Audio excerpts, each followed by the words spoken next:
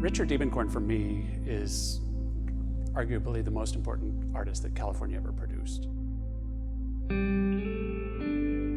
His influence is just monumental, and artists are still grappling with Richard Diebenkorn even to this day.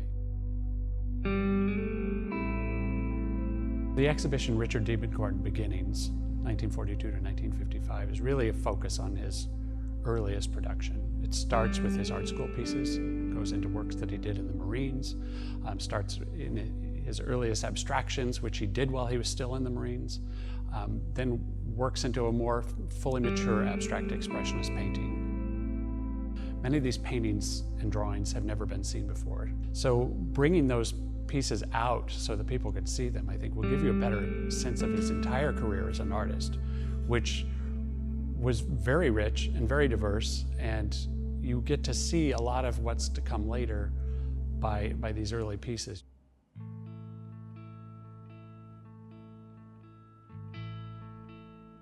Because people have not seen some of this very early material, people would say he began as an abstract expressionist. And that, we know now, is not the case. He did not begin as an abstract expressionist. He began as a figurative painter.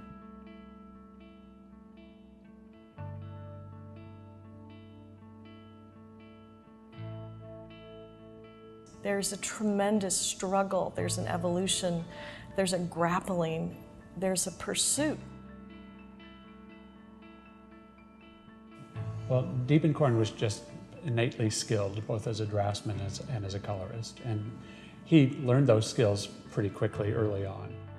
So from then on, it was always a matter of, how do I mitigate this? How do I return awkwardness so that it doesn't become too easy and too polished? He hated art that was polished, and he was taught to not like it. De Kooning was tremendously important for Diebenkorn. He loosened him up. He gave him something new to experience and look at. And also, the critic Clement Greenberg had a great impact. And the same moment that he's discovering de Kooning's paintings, he's also reading Clement Greenberg's take on them. And so those two things combined and really pushed him forward in a new direction.